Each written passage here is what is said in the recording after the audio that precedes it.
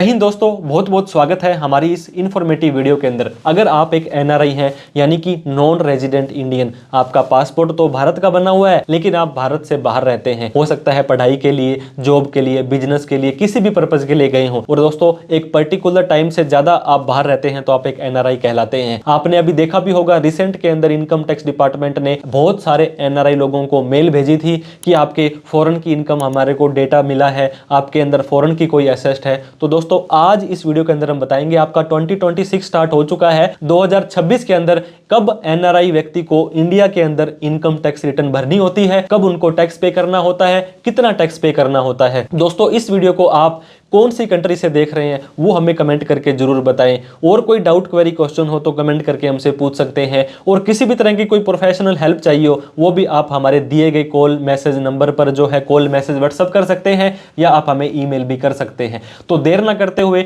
2026 के अंदर एनआरआई को टैक्सेशन के क्या क्या रूल हैं, कब आईटीआर भरनी है, कब और कितना टैक्स भरना है, जान लेते हैं। तो दोस्तों सबसे पहले तो प्यार भरा नमस्कार आपको हमारे भारत देश से। आप इस वीडियो को कौन सी कंट्री से देख रहे हैं ये भी हमें कमेंट करके जरूर बताएं। अब दोस्तों बात करते हैं आईटीआर यानी कि इनकम टैक्स रिटर्न। एक ऐसी रिटर्न जिसमें सरकार को आप भर करके बताते हैं कि मेरी इतनी इनकम है, और अगर आपका कोई टैक्स बन रहा होता है तो वो टैक्स भी आपको भरना होता है। तो आईटीआर फाइलिंग के क्या रूल्स हैं अगर आप एक एनआरआई नॉन रेजिडेंट इंडियन है 2026 के अंदर। तो मुझे लगता है कि एनआरआई की डेफिनेशन हर एक व्यक्ति को पता होगी। अगर आप एक एनआरआई हैं, आप इंडिया से बाहर रह रहे हैं, चाहे किसी भी पर्पज के लिए हो, और 182 डेज से ज्यादा आप इंडिया से बाहर रहे हैं, तभी आप एनआरआई कहलाएंगे। बहुत सारे लोग समझते हैं हमें किसी कंट्री की पीआर मिल गई है, सिटीजन मिल गई है, तभी हम एनआरआई के हो जाते हैं। ऐसा नहीं है। एक आप चाहे पीआर हो या सिटीजन हो या नहीं हो, अगर आप इंडिया से बाहर 182 डेज से किसी स्थायी पर्पज के लिए रहते हैं तो आप एक एनआरआई बन जाते हैं। कब आपको आईटीआर भरनी पड़ेगी, बहुत तरह की ऐसी कंडीशंस हैं जिसके बारे में हम डिस्कस करने वाले हैं। सबसे पहले मैं आपको बता दूं एक व्यक्ति इनकम टैक्स के अंदर कितनी तरह की कमाई कर सकता है। हालांकि आप तो बोलेंगे कि इस तरह की, इस तरह की, इस तरह की, लेकिन इनकम टैक्स में सिर्फ ये 5 ही हेड है। सैलरी की इनकम, अगर यहाँ पे आप जॉब करते हो या पहले आपने जॉब की थी, अब रिटायर होकर के पेंशन अगर आपको आ रही है तो आपको ये सैलरी या पेंशन की इनकम आती है। हाउस प्रॉपर्टी, कोई भी आपके पास मकान है, दुकान है, उसका किराया आपको आता है, वो इस हेड के अंदर आ जाएगा। अब पीजीबीपी आता है, उससे पहले कैपिटल गेन, अगर आपने कोई शेयर खरीदे बेचे थे, प्रॉपर्टी खरीदी बेची थी, म्यूचुअल फंड वगैरह, गोल्ड वगैरह में खरीदी बेची की थी, तो ये कैपिटल गेन आ जाएगा। अगर आपका इंडिया में कोई बिजनेस है, माल बेचते हैं, सर्विस देते हैं, तो ये पीजीबीपी में आता है। इन चारों में जो नहीं आता वो अदर सोर्स में आ जाता है, एफडी का ब्याज, सेविंग का ब्याज, डिविडेंड वगैरह। तो इस चीज का आपको ध्यान देना है। एक व्यक्ति 5 ही तरह की इनकम कमा सकता है, और जो इनकम है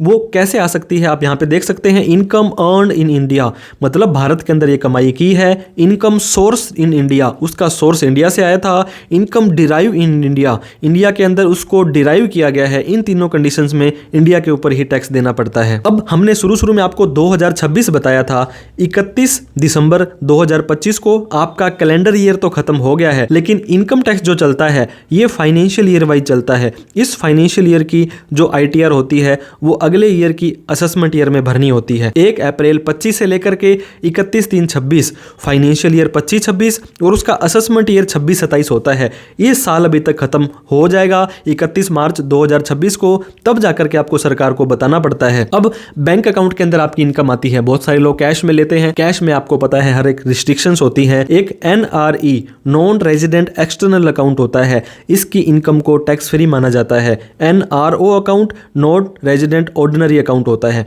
इसकी इनकम को टैक्सेबल माना जाता है। एफसीआरए फॉरेन करेंसी का जो अकाउंट होता है दोस्तों, ये टैक्स फ्री माना जाता है। बेसिक एग्जम्पशन लिमिट जो होती है, मैंने आपको बताई 5 तरह की इनकम होती है। इन पांचों की इनकम को जब जोड़ देंगे उस टोटल को बेसिक एग्जम्पशन लिमिट बोला जाता है। ये चेक करनी पड़ेगी आपको। जो टैक्सेबल इनकम होती है, नॉट इंटरेस्ट फ्रॉम एनआरई और एफसीआरए, इस चीज का ध्यान दें। जब भी आप अपनी इनकम की अभी आपको लिमिट बताएंगे वो जोड़नी है, तो वो टैक्सेबल अमाउंट की जोड़नी है। Other exempted income also need not to include, कोई टैक्स फ्री इनकम है उसको आपको लिमिट में नहीं जोड़ना है। अब एग्जाम्पल के तौर पर दोस्तों एनआरई की एफडी थी 1.5 लाख रुपए की, जो कि टैक्स फ्री है, और अदर टैक्सेबल इनकम आपकी 2 लाख रुपए की है। तो आपकी बेसिक एग्जम्पशन लिमिट कितनी हो गई? 2 लाख रुपए हो गई। आईटीआर फाइलिंग मैंडेटरी नहीं है, क्योंकि एक लिमिट है, उसको आपने क्रॉस नहीं किया है, तो इस चीज का ध्यान देना है। अब हम बात करते हैं दोस्तों, एनआरई एफडी इंटरेस्ट था आपका 1 लाख रुपए का, जो कि टैक्स फ्री है, लेकिन बाकी एक टैक्सेबल इनकम थी आपकी किसी भी तरह की, वो 5 लाख चली गई है। तो अब आईटीआर भरनी आपके लिए जरूरी हो जाएगी, क्योंकि बेसिक एग्जम्पशन लिमिट है ये 4 लाख रुपए है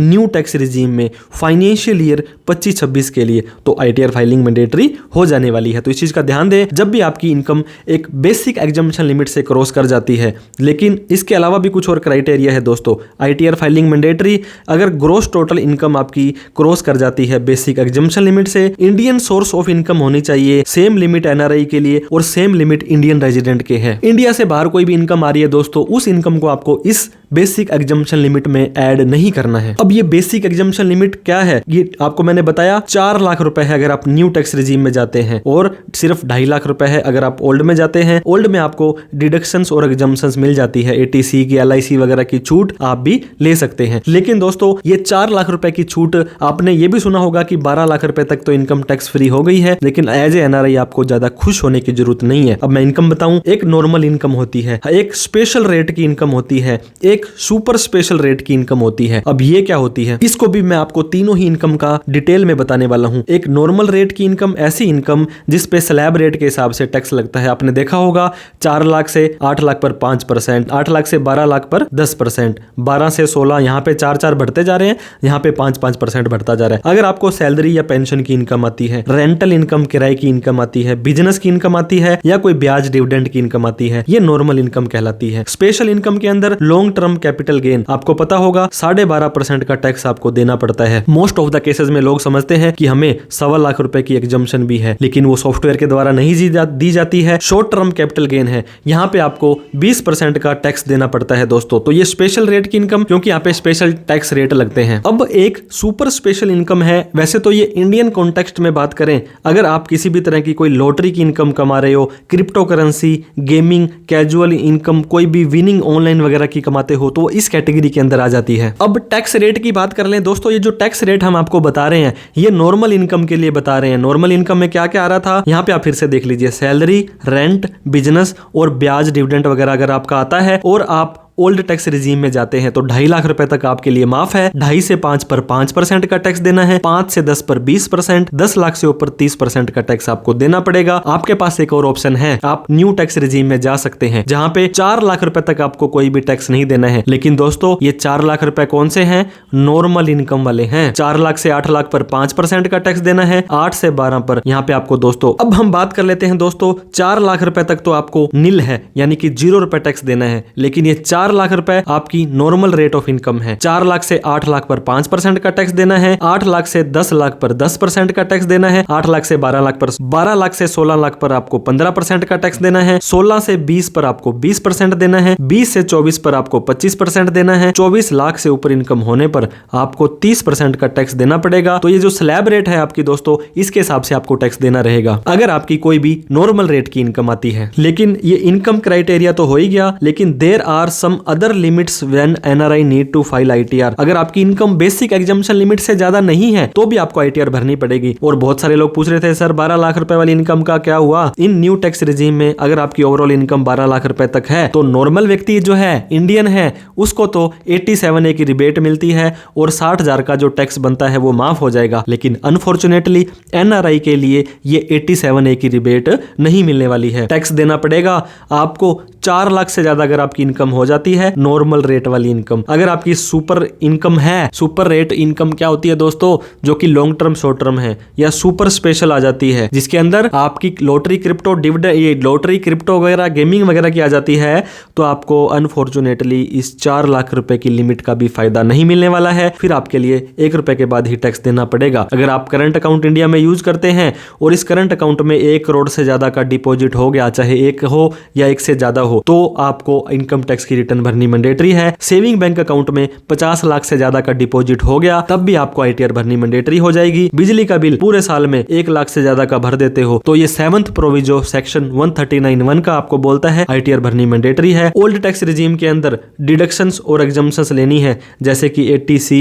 LIC, हेल्थ इंश्योरेंस की, ELSS की, तब भी आपको ITR भरनी जरूरी है। अब एग्जाम्पल देखिए दोस्तों, ग्रोस इनकम थी एक व्यक्ति की 3,75,000 रुपए, ये नॉर्मल इनकम है और 1.5 लाख रुपए की छूट भी उसको लेनी पड़ेगी। मतलब ये ATC और ATD की छूट अगर आप लेते हैं तो टैक्सेबल इनकम तो 2,25,000 रुपए हो गई है। अब अगर आप ओल्ड टैक्स रिजीम में जाते हैं, इस 375 में से 1.5 की छूट लेते हैं तो दोस्तों आपकी income usually basic exemption limit 2.5 lakh से ज्यादा है तो आपको ITR भरनी जरूरी है। लेकिन अगर आप न्यू टैक्स रिजीम में जाते हैं तो आपकी बेसिक एग्जम्पशन लिमिट ये 375 है, 4 से कम है, ITR भरने की जरूरत आपको नहीं है। ये जो ITR की लिमिट अलग है और टैक्स की लिमिट अलग है। फाइलिंग द ITR ये total income, paying the tax, taxable income, छूट वगैरह लेने के बाद जो आपकी दोस्तों इनकम आती है उस पे तो टैक्स देना है और टोटल इनकम मिलाते हैं डिडक्शन एग्जम्पशन से पहले, वो आपकी टैक्सेबल इनकम आ जाती है। सीनियर सिटीजन, दोस्तों इंडिया का कोई सीनियर सिटीजन है उसको 3 लाख रुपए की टैक्स फ्री लिमिट है अगर वो ओल्ड रिजीम में जाता है। और सुपर सीनियर सिटीजन है ऐसा कोई भी व्यक्ति जो 80 साल से ज्यादा है उसको 5 लाख तक टैक्स देने की जरूरत नहीं है। लेकिन NRI के लिए, सीनियर सिटीजन के लिए कोई अलग से प्रावधान नहीं है। ओल्ड रिजीम में 2.5 लाख रुपए और न्यू टैक्स रिजीम में 4 लाख रुपए ही टैक्स फ्री छूट होने वाली है। दोस्तों अगर आपकी इनकम बेसिक एग्जम्पशन लिमिट से ज्यादा है लेकिन आप पैन कार्ड यूज करते हैं, इस तरह के ट्रांजेक्शंस करते हैं, ITR फाइलिंग मैंडेटरी नहीं है। लेकिन एज ए NRI आपको फिर भी ITR भरनी चाहिए। TDS रेट हायर हो जाते हैं NRI के लिए, आपको उनको रिफंड लेना पड़ता है। अगर आपको कोई लॉस हो गया है तो उसको कैरी फॉरवर्ड करना होता है। टैक्स स्टेटस इंडिया के अंदर आपको डिक्लेयर करना होता है। डबल टैक्सेशन अवॉइडेंस एग्रीमेंट होते हैं अलग अलग कंट्रियों के साथ, उसकी छूट लेने के लिए भी आपको ये ITR भरना मैंडेटरी हो जाता है, रेकोमेंडेटरी हो जाता है। बहुत तरह के NRI क्या करते हैं दोस्तों, सिर्फ उनकी इनकम होती है इन्वेस्टमेंट से, इंटरेस्ट से, डिविडेंड से, लॉन्ग टर्म इंडियन कंपनी के शेयर डिबेंचर्स लिए होते हैं। कई बार वो कन्वर्टेबल फॉरेक्स से आ जाती है तो उनका TDS ऑनलाइन डेटा बोल जाता है। इनकम टैक्स के अंदर फॉर्म होते हैं AIS, TIS के। तो दोस्तों अगर आपकी कोई भी इनकम है, ट्रांजैक्शन है इंडिया में, तो हम ऑलवेज आपको वर्थवाइल है, बेटर है, एडवाइज है, रिकमेंडेशन है, आप अपनी ITR जरूर फाइल किया करें। इंडिया के अंदर आपके एक पर्सनल CA जरूर होने चाहिए। ऐसा केस नहीं है तो मैं आपका छोटा भाई CA सुमित शर्मा हमेशा आपके लिए अवेलेबल रहता हूँ। ये हमारा जो WhatsApp नंबर है और ये हमारी मेल ID है, इस पे आप हमें कभी भी कॉन्टेक्ट कर सकते हैं और आपको ये डिस्क्रिप्शन में भी मिल जाएगा। आप साल खत्म होने के बाद एक बार अपना AIS, TIS और 26S जरूर चेक करें। आप बैंक के ट्रांजैक्शन चेक करें, कैश डिपॉजिट तो नहीं हो गया, FD कितनी करा ली, क्रेडिट कार्ड का बिल कितना भर दिया, क्योंकि ये सारी की सारी ट्रांजैक्शंस की रिपोर्ट इनकम टैक्स डिपार्टमेंट को चली जाती है। फिर बाद में नोटिस आते हैं। आप इनकम टैक्स के पोर्टल पर आप अपना ईमेल ID, आप अपना मोबाइल नंबर भी अपडेट रखें। 2 मेल ID, 2 मोबाइल नंबर लग जाते हैं। इसके अलावा आप अपना रेजिडेंशियल स्टेटस भी इनकम टैक्स के पोर्टल पर अपडेट करें। और भी किसी तरह की इन्फॉर्मेटिव वीडियो चाहते हैं तो प्लीज़ हमें लाइक करें। इस वीडियो को अच्छी लगी हो तो सब्सक्राइब करते जाइएगा। अभी तक नहीं किया है तो इस वीडियो को हर एक NRI भाई के पास पहुंचा दें ताकि इनकम टैक्स के रूल उनको पता चल जाए। कोई डाउट, क्वेरी, क्वेश्चन रह जाती है तो बेझिझक आप कमेंट करें, हम उसका रिप्लाई करने की कोशिश करेंगे। Thank you so much for watching this video. जय हिंद, जय भारत।